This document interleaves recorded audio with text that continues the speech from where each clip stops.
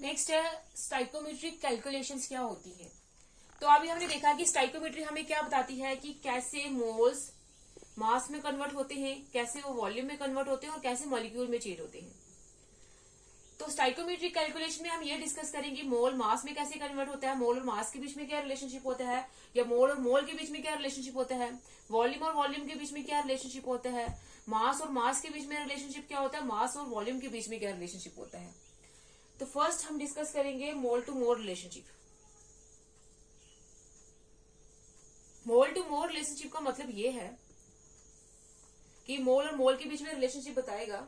इन problems में हम क्या करेंगे, अगर हमारे पास मोल्स ऑफ वन रिएक्टेंट्स और वन प्रोडक्ट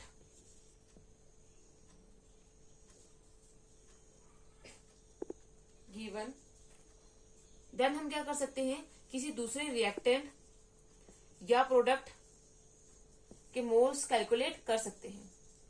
अगर हमें केमिकल रिएक्शन में किसी भी रिएक्टेंट या किसी भी प्रोडक्ट कि अगर हमें नंबर ऑफ मोल्स दिए होंगे तो हम उससे नंबर ऑफ मोल्स किसी भी दूसरे रिएक्टेंट और किसी भी दूसरे प्रोडक्ट का कैलकुलेट कर सकते हैं। जैसे एग्जांपल लेते हैं, how many moles of nitrogen are needed to produce 8.2 moles of ammonia by reaction with hydrogen. कि कितने मोल्स नाइट्रोजन की हमें जरूरत है अगर हमें 8.2 मोल्स अमोनिया के बताने हैं जब वो नाइट्रोजन हाइड्रोजन के साथ रिएक्ट करेगी। मतलब जब नाइट्रोजन हाइड्रोजन के साथ रिएक्ट करेगी तो वो क्या बना देगी, अमोनिया। अब रिएक्शन को बैलेंस करते हैं, यहाँ पे हाइड्रोजन 2 है, यहाँ पे 3 है और यहाँ पे नाइट्रोजन 2 है, तो हम यहाँ पे 2 लगा देंगे। अब हाइड्रोजन कितने हो गए, 2 इंटू 3 6, तो यहाँ पे आ जाएगा 3। तो अगर अब हमें मोल्स और मोल्स के बीच में रिलेशनशिप बताना है, तो अगर हमें अगर अमोनिया के नंबर ऑफ मोल्स अगर दिए होंगे 8.2 मोल्स दिए हुए हैं, तो हम उसे इजीली जो है वो दूसरे किसी भी रिएक्टर या प्रोडक्ट के नंबर ऑफ मोल्स कैलकुलेट कर सकते हैं। तो हमें नाइट्रोजन के नंबर ऑफ मोल्स निकालने हैं अगर हमें अमोनिया के दिए हुए हैं। पहले हमें यहां से क्या पता चल रहा है कि 1 मोल नाइट्रोजन के कंबाइन कर रहे हैं 3 मोल ऑफ हाइड्रोजन और क्या दे रहे हैं, 2 मोल्स ऑफ अमोनिया। तो मतलब ये है कि जब हमारे पास 2 मोल अमोनिया किससे बने हैं, अगर 2 मोल है अमोनिया के तो वो किससे बने हैं, 1 मोल ऑफ नाइट्रोजन से। 2 मोल अमोनिया किससे बने, 1 मोल ऑफ नाइट्रोजन से। और अगर 8.2 मोल है जो हमें क्वेश्चन में दिया हुआ है, 8.2 मोल ऑफ अमोनिया किससे बनेंगे, 1/2 मल्टीप्लाई कर देंगे 8.2 से। तो अगर हम इसको मल्टीप्लाई कैलकुलेट करेंगे तो आ जाएगा 4.1 मोल्स ऑफ नाइट्रोजन। मतलब 1 मोल नाइट्रोजन का, जब 1 मोल ऑफ नाइट्रोजन थे तो 2 मोल ऑफ अमोनिया बना रहे थे। तो जब 8.2 मोल ऑफ अमोनिया थे तो उसमें कितने नंबर ऑफ नाइट्रोजन, कितने मोल्स नाइट्रोजन के कंबाइन कर रहे थे, 4.1 मोल्स। तो मतलब जब हमें 8.2 मोल्स जो एक अमोनिया के लिए हुए थे उससे हमने नाइट्रोजन के मोल्स इजिली कैलकुलेट कर दिए हैं। एक और एग्जाम्पल लेते हैं,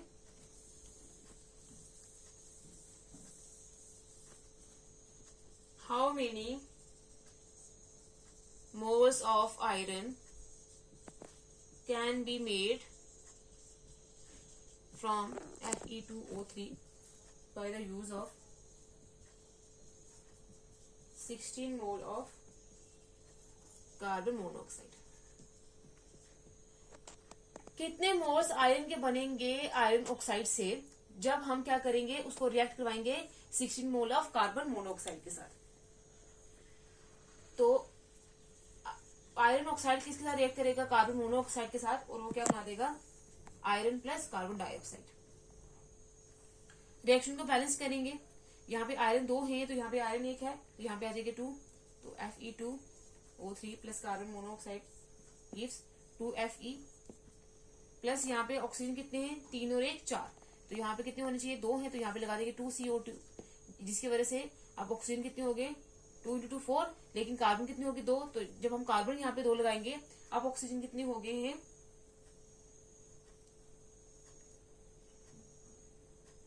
अगर यहाँ पे हम 2 लगाएंगे तो 5 हो जाएंगे, तो 5 वो है वहां पे रिएक्शन बैलेंस नहीं हो पाएगी, इसलिए हम यहाँ पे 3 लगाएंगे। अब कितने हो गए, 3 ऑक्सीजन, यहाँ पे 3 ऑक्सीजन 6, तो यहाँ पे हम लगा देंगे 3 इंटू 2 6 और 3 कार्बन हो गए। ये रिएक्शन होगी बैलेंस्ड। तो अब अगर हम देखें इस रिएक्शन में हमें क्या पता चल रहा है कि 1 मोल आयरन ऑक्साइड के कंबाइन कर रहे हैं 3 मोल ऑफ कार्बन मोनोऑक्साइड के साथ, और 2 मोल ऑफ आयरन दे रहे हैं और 3 मोल ऑफ कार्बन डाइऑक्साइड। अब अगर 16 मोल ऑफ कार्बन मोनोऑक्साइड से अगर जब 3 मोल ऑफ कार्बन मोनोऑक्साइड थी तो हमारे पास क्या बना था, 3 मोल ऑफ कार्बन मोनोऑक्साइड थी तो 2 मोल आयरन के बने थे और 3 मोल ऑफ कार्बन डाइऑक्साइड बने थे। तब आयरन ऑक्साइड कितना था, 1 मोल। तो मतलब ये है 3 मोल ऑफ कार्बन मोनोऑक्साइड को यूज करके हमने कितने मोल आयरन के बनाए हैं, 2 मोल ऑफ आयरन बनाए हैं। लेकिन जब हमारे पास क्या होगा, 16 मोल होगा कार्बन मोनोऑक्साइड का, तब कितने आयरन बनेंगे, 2/3 इंटू में क्या आ जाएगा, 16 डिवाइड करेंगे तो इसको आ जाएगा 10.67 मोल।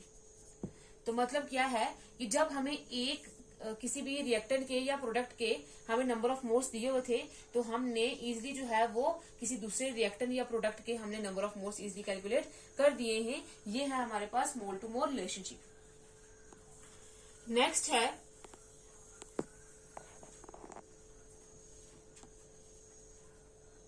मास टू मास रिलेशनशिप और मोल टू मास रिलेशनशिप। या तो एक किसी भी रिएक्टेंट का किसी भी प्रोडक्ट का मास दिया होगा तो हम दूसरे का इजीली कैलकुलेट कर सकते हैं, या फिर एक का मास दिया होगा तो हम उसे नंबर ऑफ मोल्स कैलकुलेट कर सकते हैं, या मोल्स दिए होंगे तो हम मास कैलकुलेट कर सकते हैं। तो इस प्रॉब्लम में यह है कि अगर हमारे पास मास एक रिएक्टेंट का या एक प्रोडक्ट का दिया होगा तो हम दूसरे रिएक्टेंट का इजिली कैलकुलेट या प्रोडक्ट का कैलकुलेट कर सकते हैं। एग्जाम्पल लेकर डिस्कस करते हैं। Calculate the amount of water in grams produced by combustion of 16 gram of methane CH4। कितने ग्राम ऑफ वाटर जो है वो बन जाएगा जब हम क्या करेंगे, मीथेन की कंबशन करेंगे, 16 ग्राम मीथेन की कंबशन करेंगे। मीथेन की जब हम पहले केमिकल रिएक्शन लिखेंगे तो कंबशन करेंगे, कंबशन का मतलब किसी भी चीज का जलना in the presence of oxygen, तो क्या बनेगा, कार्बन डाइऑक्साइड प्लस वाटर बनेगी, गैस। ये भी गैस है और ये भी गैस है। रिएक्शन बैलेंस करेंगे, यहाँ पे कार्बन 1 है, यहाँ पे कार्बन 1 है, ऑक्सीजन कितने 2 और 1 3, और यहाँ पे कितने 2 हैं, तो यहाँ पे हम 2 लगा देंगे। अब 2 इंटू 2 कितना हो गया 4, तो जिसकी वजह से यहाँ पे हमें लगाना पड़ेगा 2 इंटू 2 यहाँ पे हो गए ऑक्सीजन, 2 यहाँ पे हो गए 4, और हाइड्रोजन कितने हो गए 4, तो 2 इंटू 2 कितने हो गए 4। रिएक्शन होगी बैलेंस्ड। अब अगर हम मोल्स के केस में देखें तो 1 मोल मीथेन का कंबाइन कर रहा है 2 मोल ऑक्सीजन के साथ, और 1 मोल कार्बन डाइऑक्साइड बना रहा है, और 2 मोल क्या बना रहा है, वाटर। तो अगर हम मोल को ही ग्राम में चेंज करेंगे तो 1 मोल में उसका वही होगा मॉलिक्यूलर मास। तो मीथेन का मॉलिक्यूलर मास होता है 16 ग्राम। तो 16 ग्राम मीथेन का कंबाइन कर रहा है 2 इंटू 32 ग्राम, क्योंकि 2 है यहाँ पे लगा हुआ और एक ऑक्सीजन का मास होता है 16, तो कितना हो जाएगा, 2 का कितना हो जाएगा 2 इंटू 16, तो आ जाएगा 2 + 32 = 44 ग्राम। कंबाइन करके क्या दे रहा है, 1 मोल कार्बन डाइऑक्साइड किसके बराबर होती है, 18 ग्राम के बराबर, प्लस 2 मोल वाटर किसके बराबर होता है, 2 इंटू 1 + 16 36 ग्राम। ये होगी स्टाइक्योमेट्री। अब अगर उसने बोला है 16 gram carbon monoxide methane use करके हम कितना वाटर जो है वो बना सकते हैं, तो यहाँ से सीधा पता चल रहा है कि 16 ग्राम अगर हम यूज करेंगे, 16 ग्राम से कितने ग्राम बनेंगे वाटर के, 36 ग्राम। तो मोल को हमने किसमें चेंज कर दिया, मास में। तो यह है मोल और मास के बीच में रिलेशनशिप। तो अगर मोल्स हमें दिए होंगे या हमें ग्राम्स दिए होंगे एक के, तो हम दूसरे की इजीली कैलकुलेट कर सकते हैं। नेक्स्ट और एग्जांपल लेते हैं।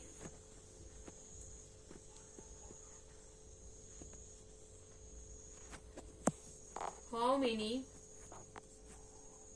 moles of methane are required to produce 22 gram of carbon dioxide after combustion। Combustion के बाद कितने मोल्स मीथेन की जरूरत है 22 ग्राम ऑफ कार्बन डाइऑक्साइड बनाने की। तो यहाँ पे मोल्स, और अब पहले अगर मोल्स दिए हुए तो हमें उसे क्या निकालना है, मास निकालना है, ग्राम्स निकालने हैं। तो यह मोल और मास रिलेशनशिप, मतलब मीथेन गैस की जब हम कंबशन करेंगे, अभी हमने ये केमिकल रिएक्शन देखी है, तो अभी हमने बैलेंस भी किया था उसको, तो क्या मिला था, carbon dioxide to water, gas gas. तो अगर हम देखें तो 1 मोल मीथेन के कंबाइन हो रहे हैं 2 मोल ऑफ ऑक्सीजन के साथ, और 1 मोल ऑफ कार्बन डाइऑक्साइड दे रहे हैं, और 2 मोल ऑफ वाटर दे रहे हैं। तो अगर हम देखते हैं, उसने बोला है कि अगर 22 ग्राम जो है कार्बन डाइऑक्साइड वो किससे बनेगी, तो 1 मोल से अगर हम देखें कितनी कार्बन डाइऑक्साइड बनती है, तो एक कार्बन डाइऑक्साइड का क्या होता है मॉलिक्यूलर मास 44 ग्राम। तो 1 मोल से 44 ग्राम ऑफ कार्बन डाइऑक्साइड किससे बन रही है, 1 मोल ऑफ मीथेन से। तो 22 ग्राम ऑफ कार्बन डाइऑक्साइड कितने मोल से बनेगी, 1 इंटू 22/44, 22/44 इज इक्वल टू 0.45 मोल। तो 1 मोल किससे बनी थी, 44 ग्राम से, तो 22 ग्राम किससे बनेगी, 0.5 मोल से। तो ये हो गया मोल्स और मास के बीच में रिलेशनशिप। अब मोल्स और मोल्स के बीच में रिलेशनशिप भी दे सकते हैं, जैसे what mass of calcium oxide will be obtained by heating 3 mole of calcium carbonate. कितने मास कैल्शियम ऑक्साइड की जरूरत है जब हम 3 मोल ऑफ कैल्शियम कार्बोनेट को हीट करेंगे। तो कैल्शियम कार्बोनेट को जब हम हीट करेंगे तो क्या बनेगा, calcium oxide plus carbon dioxide. ये Ca यहाँ से एक ऑक्सीजन लेके कैल्शियम ऑक्साइड बना देगा और पीछे बचेगा कार्बन डाइऑक्साइड।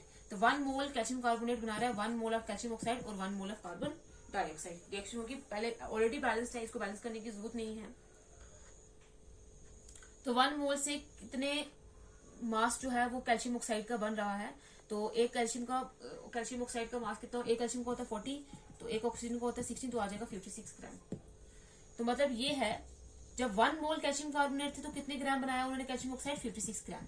अब अगर 3 मोल्स होंगे तो वो कितने बनाएंगे, 56 इंटू में 3 इज इक्वल टू 168 ग्राम। तो ये था मोल और मास के बीच में रिलेशनशिप। नेक्स्ट जो रिलेशनशिप है वो है मास और वॉल्यूम रिलेशनशिप। कि अगर हमें मास दिया होगा किसी भी एक रिएक्टेंट का, किसी भी एक प्रोडक्ट का, तो हम उसकी वॉल्यूम, किसी भी दूसरे रिएक्टेंट और प्रोडक्ट की वॉल्यूम जो है वो कैलकुलेट कर सकते हैं। ये होता है मास और वॉल्यूम रिलेशनशिप। एग्जांपल लेते हैं,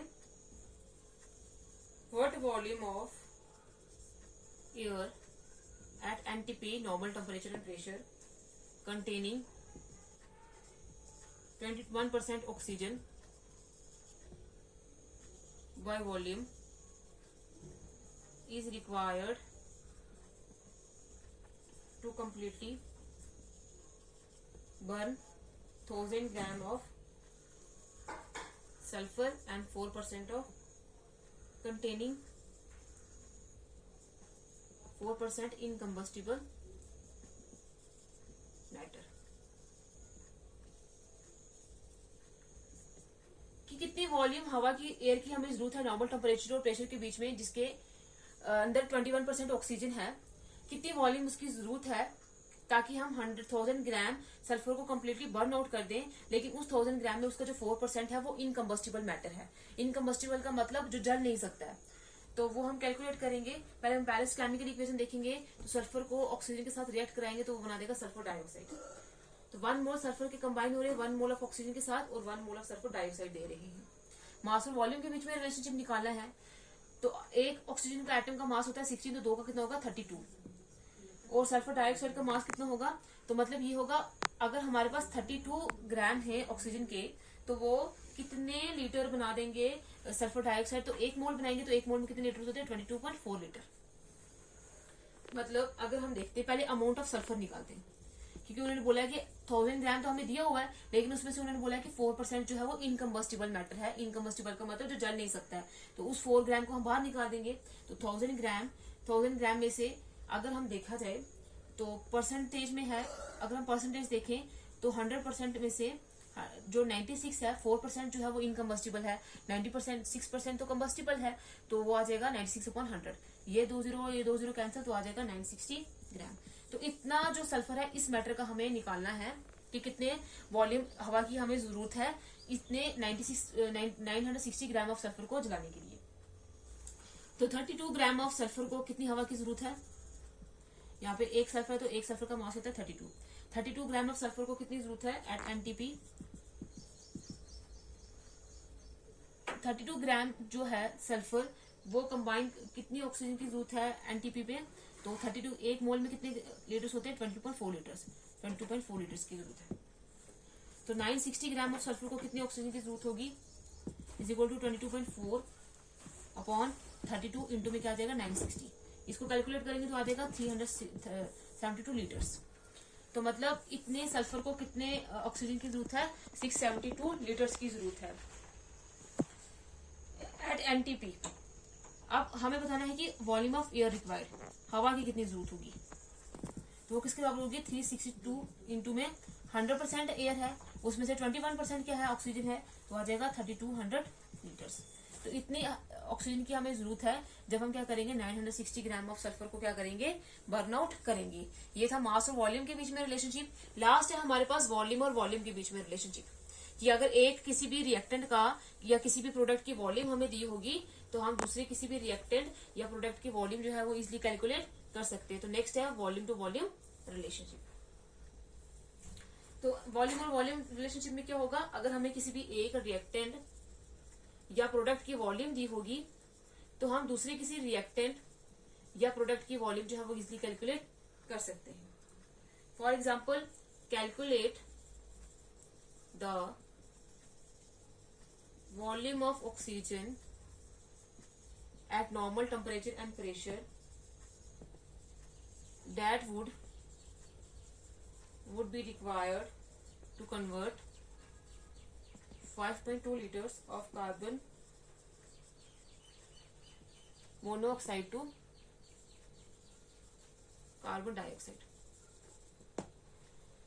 कि हमने क्या कैलकुलेट करना है? Volume of oxygen at NTP जो हमें चाहिए, रिक्वायर्ड है 52.5 लीटर्स ऑफ कार्बन मोनोऑक्साइड को कन्वर्ट करने के लिए कार्बन डाइऑक्साइड में। तो पहले केमिकल रिएक्शन लिखेंगे। कार्बन मोनोऑक्साइड को ऑक्सीजन की जरूरत है किसमें कन्वर्ट होने के लिए? कार्बन डाइऑक्साइड में। यहाँ पे ऑक्सीजन 2 है, यहाँ पे ऑक्सीजन 3 है, तो यहाँ पे हम 2 लगा देंगे। 2 इंटू 2 कितने हो गए? 4। यहाँ पे कितने हो गए? अब ऑक्सीजन कितने हो गए? 4, और कार्बन कितने हो गए? 2। तो कार्बन 2 लगा देंगे। अब ऑक्सीजन में कितने हो गए? 2 और 2 4, और कार्बन में कितने हो गए? 2। बैलेंस केमिकल रिएक्शन है।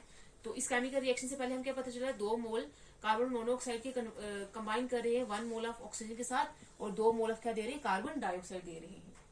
तो अगर हम वॉल्यूम के केस में देखते हैं तो एक मोल में कितने लीटर्स होते हैं? 22.4 लीटर्स। तो 2 में कितने होंगे? 2 इंटू 22.4 लीटर्स, कितना आ जाएगा? 44.8 लीटर्स। कंबाइन करते हैं 22.4 लीटर्स ऑफ ऑक्सीजन के साथ, और क्या बना देते हैं? 2 into 22.4 litres is equal to 44.84 litres किसके? कार्बन डाइऑक्साइड के। तो अगर वॉल्यूम ऑफ ऑक्सीजन जो हमें जरूरत है 44.8 लीटर्स ऑफ कार्बन मोनोऑक्साइड को कन्वर्ट करने के लिए, वो कितनी है? 22.4 लीटर। 22.4 लीटर की जरूरत है किसको? 44.8 लीटर्स को